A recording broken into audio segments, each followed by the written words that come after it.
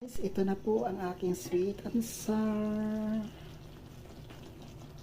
Ang sweet and sour sa kusina ni Michelle is ready to serve.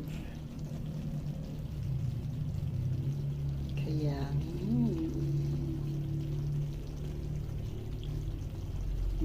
sarap talaga, ang sarap.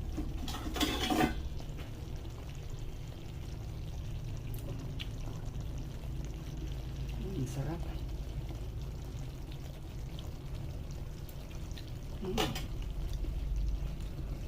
Yummy.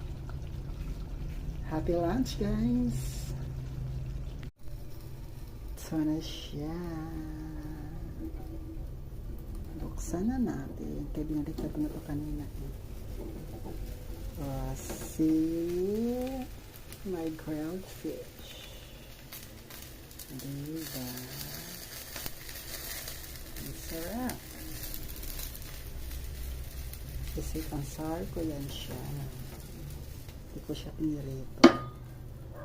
Ayan. Ito ang aking sauce.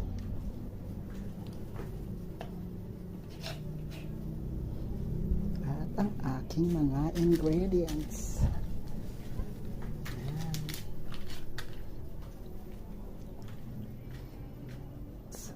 Sweet and sour. Yan. Sa aking sweet and sour.